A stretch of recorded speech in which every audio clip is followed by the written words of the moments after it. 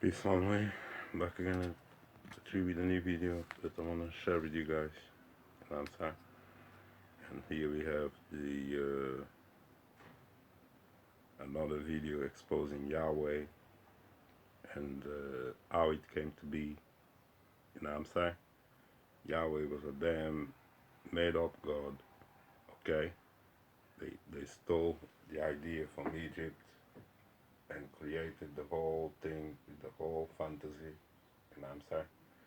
And they've been lying to the people since then.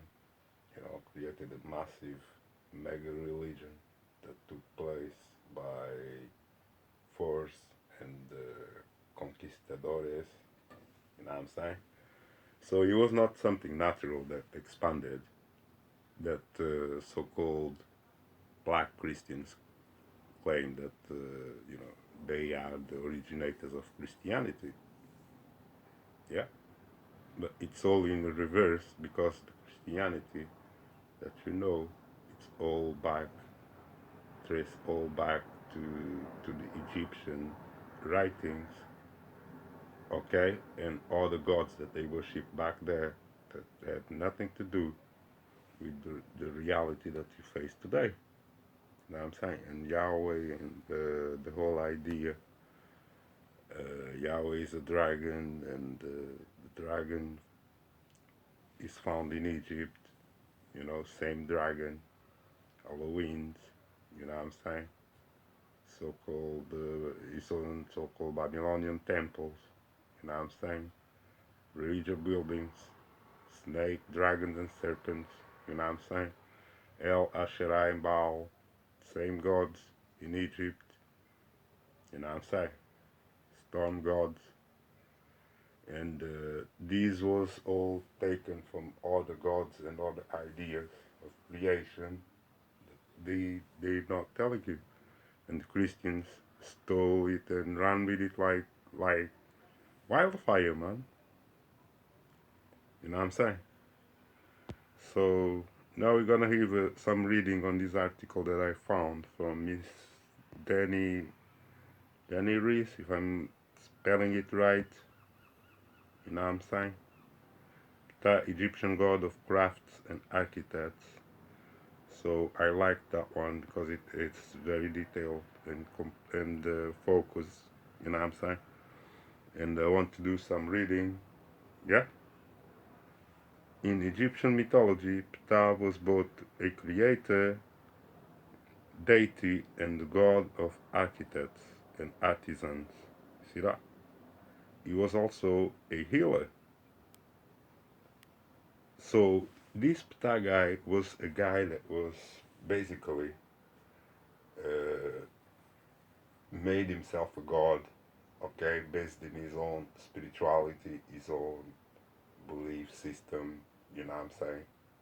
How he conceptualized God and created the whole ideology, you can call it philosophy, and they try to call it religion, okay, because then everybody else was doing. So he was not his own personality, own personal spirituality only, because it involved the whole Egyptian culture.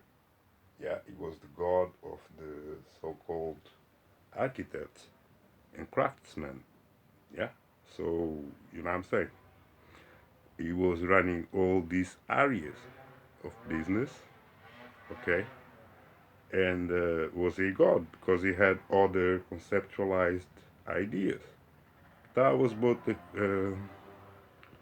Now let's start reading from here. In Egyptian mythology, Ptah was both a creator deity and the god of architects. See that? And the gods of architects. Yeah. And artisans. He was also a healer. In Memphite theology, he was credited with living created the entire world by speaking words that brought into being. In addition, this, Ptah protected and guided the royal family, as well as artisans, metal workers. You see that, people? They had artisans, they had metal workers. That's the guys making the gold and all this stuff, yeah. And the weaponry, And they had sheep wielders. His role was an important one, and although he transformed over the centuries and was often conflated with other gods, Ptah managed to remain relevant for millennia among ancient Egyptians. See that? The man was relevant for a millennium, people, they claim. Yeah, millennium, like for 1,000 years they talk about the guy and his works and his spiritual practices. Okay, origins of Ptah, they show this guy, they show him in green and everything, like he's an alien. Okay, non-human. Okay, you can see it. He's got the serpent eye. He's got the one eye is showing you the stuff that he's holding, just like Moses, how they copied, you know what I'm saying? But he is portrayed as the creator here, you know what I'm saying? He's creator. As you can see, the stuff is broadcasting out into the road. He's broadcasting himself out into the road, yeah? It's like an antenna, let's say. And, dude is not human. It's not black, like they tell you in these Egyptian Kemetic groups. This dude is, why is he green? They're not explaining you here, and there's a lot that they're not explaining to you that I will get to it and show you. As an Egyptian creator deity, Ptah existed before all other things and creations. You see that? Just like Yahweh proclaimed himself. According to Memphite cosmogony texts, Ptah created the universe and all living beings. See that? Same like Yahweh tells you. They stole the idea from there. Including other gods and goddesses to his words. See that? As the myth goes, Ptah created the role by thinking and imagining about it. See that? His ideas and visions were then translated into magical words. When Ptah spoke out these words, the magical role began to emerge in the form of primeval mound. As a creator god, Ptah had the responsibility to preserve and protect his creations. This makes Ptah an important deity in the Egyptian pantheon, and is known by many epithets which outline his role in ancient Egyptian religion. These include the God who made himself to be God. See that? The same like Yahweh, people. He's just a man that made himself God, okay? Throughout of his own spirituality, whatever. You know what I'm saying? Ptah, master of justice. See that? Became God of justice. Here we go. It's all in Egypt, people. Ptah who listens to prayers, same like Yahweh, Jesus, all them want your prayers. He was just a man. How can you listen to your prayer from, you know what I'm saying? Ptah, the Lord of truth, Maat. Okay? Just like Yahweh will tell you. Ptah was the husband of Skemet, the warrior and healing goddess. Their son was the slaughterous god Nefilim, who is in the late period is associated with Imhotep, together with Skemet and Nefertim. Ptah was one of the triad of Memphis and was highly revered. Characteristics of Ptah. Ptah was predominantly represented in human form. The most common form to depict him was as a man with green skin, sometimes wearing a beard and shrouded in light lines dress, like I showed you before. He was often depicted with three of the most powerful Egyptian symbols. Okay, the Wos scepter, a symbol of power and authority. The Ankh symbol, a symbol of life, a symbol of life, and the Jet pillar, an emblem of stability and durability. These symbols represent the power and creativity of Ptah as a deity of creation and life, people. Power and stability. So here you see that. Ptah and other gods. So, as you can see, he was a man that created his own doctrines, his own gospels, and he was running these niggas with religion, basically. Ptah and other gods. Ptah absorbed the characteristics and traits of many other Egyptian deities.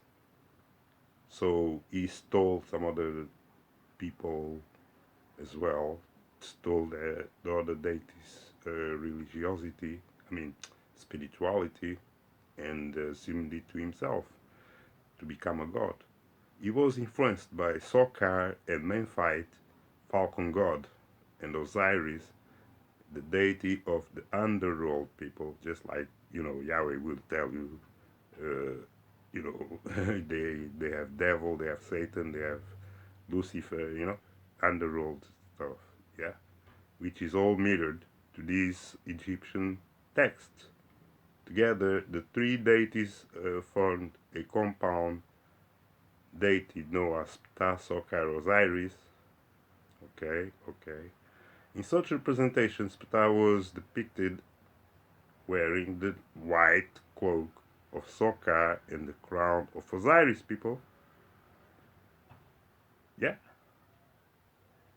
Ptah was also influenced by Tetanen, the deity of the primordial mount.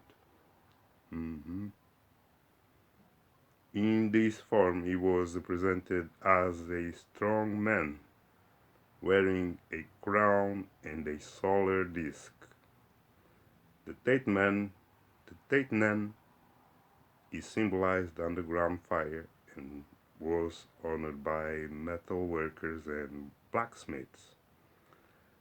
While assuming the form of Tetanen, Ptah became the master of ceremonies and presided over festivities that celebrated the king's rule.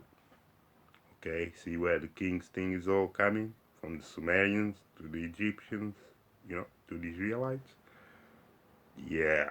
Ptah was closely associated with the sun deities Ra and Atum. Yeah, sun deities Ra and Atum. He was said to have created them to a divine substance and essence.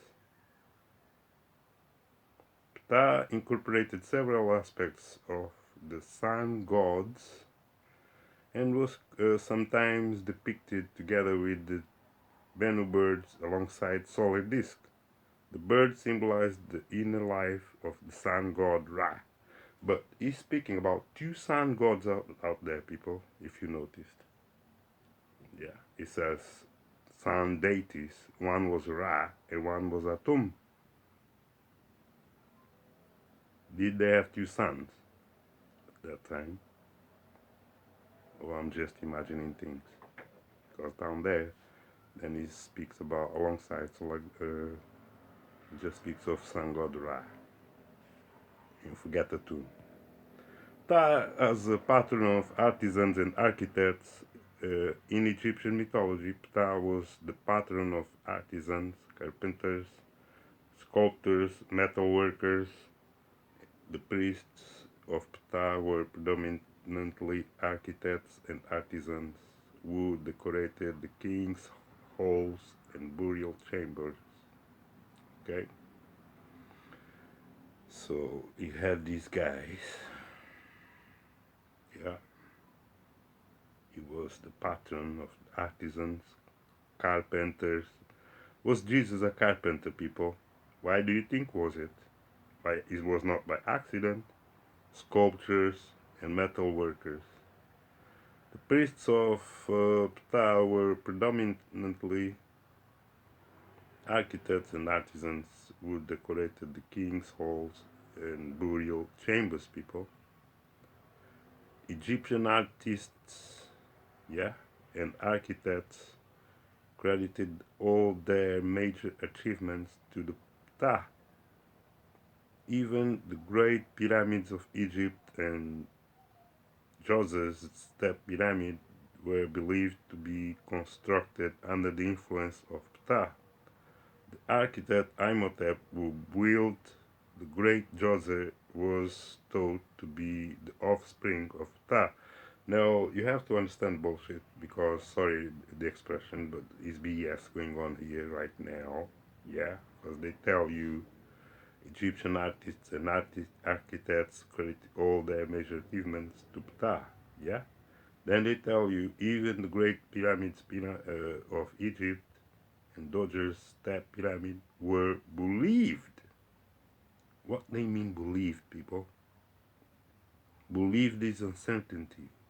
It's not real history. Yeah? They don't know for sure or nothing to be constructed under the influence of Ptah. They just believe so, which is religious, the belief system going on. The architect Imhotep who built the great Djoser was thought to be offspring of Ptah. Okay. Ptah and the Egyptian royal family. During the New Kingdom, the coronation of the Egyptian king typically took place in Temple of Ptah. This relates to Ptah's role as the master of ceremonies and coronations, people, like the Pope. In the Egyptian royal family, rituals and festivals were often held under the guidance and protection of Ptah. See that?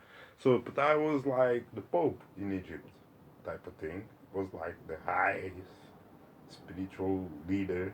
He was the creator. He was a god. You know what I'm saying? So they stole these ideas. They created Yahweh with same curriculum, with same backgrounds as well. Ptah's worship outside Egypt. Ptah's importance was such that he was worshipped beyond the borders of Egypt, especially in regions in Eastern Mediterranean where Ptah was honored and venerated. See that? And the Phoenicians spread his popularity in Carthage, where archaeologists have discovered several idols and images of Ptah. Symbols and symbolism of Ptah. Ptah was a symbol of creation as a creator deity. He was a maker of all living things in the universe, just like Yahweh claims, people. He was associated with fine metal work and craftsmanship. Now you got all these black people, yeah? They talk about Jesus came from Africa, that the Christianity itself originated from Africa, because they don't know their own history. You see the confusion going on? How can they have these mirrored parallel stories, yeah, of Ptah doing the same things that Jesus claimed, doing the same things that Yahweh claimed, you know what I'm saying? And they're going to claim that Yahweh is real, you know what I'm saying? The three symbols This was scepter and ankh and judge pillar, represented Ptah's creativity, power, and stability. The bull is another symbol of Ptah, as it was believed that he was embodied in Apis, the bull. Whatever, man. Facts about Ptah: Egyptian god architect of architects and craftsmen, mirrored to Yahweh, was Yahweh back there. You know what I'm saying? They stole the idea, they stole the concept, they stole the godhood and created Yahweh, but the whole thing still parallel with Jesus and Yahweh. Okay? Same things. He came with laws, he came with kings, he came with papacy. That's what he was. What do you think he was? Holding this stuff. He was a slave nation, basically. They were building in Egypt, just like in Babylon, just like in Sumeria, which was Babylon, and they were copying the same thing from Sumeria. Where do you think they get these ideas from? If this ever, even took place, if we're gonna take these stories, and give them some credit, that's what it is. You know what I'm saying? Ptah was what is Ptah the god of? Ptah was a creator deity and the god of artisans and architects. Who are Ptah's parents? Ptah has no parents, as he said that he created himself. Who did Ptah marry? Ptah's wife was the goddess Kemet, although he is also linked with Bast and Nut. Alright. Who are Ptah's children? Ptah's offspring are Nefilim, and he was sometimes associated with Imhotep. See that? He was not human. It's telling you that he was not human. By telling you he was not born like man. So, it was some type of hybrid already going on. Okay. Who is the Greek equivalent of Ptah? As the metalwork god, Ptah was identified with Hephaestus in Greek mythology. I don't know why everything has to go back to Greek, people. Something from Egypt, it's got to go back to Greek. It's got to come with Greek reference and everything else, because, it's all a fix. And there's, a lot of things missing that you can't ask, and it's not there. Who is the Roman equivalent of Ptah? Ptah's Roman equivalent is Vulcan. See that? The Romans, they stole the same concept and created these gods just like they stole it and created Jesus. It's so obvious out here. Ptah's symbols included the jet pillar and the was scepter. In brief, Ptah was a created deity, but he was most famously acknowledged as the god of artisans by absorbing the traits and characteristics of other gods. Ptah was able to continue his worship and legacy. Ptah was also thought to be a deity of the people and a god who listened to their prayers, people. Listens to prayers, people. Can you see that? It's just a man, just like Yahweh. Okay, and he was listening to prayers just like Yahweh, and he was a man. That's what I wanted to share with you. Okay, and tell you that they all know deceived you with the bullshit, but it's all out here in the open. You can see, yeah, and they don't tell you that, where they got the idea of Yahweh from Ptah, and Yahweh is Ptah. So,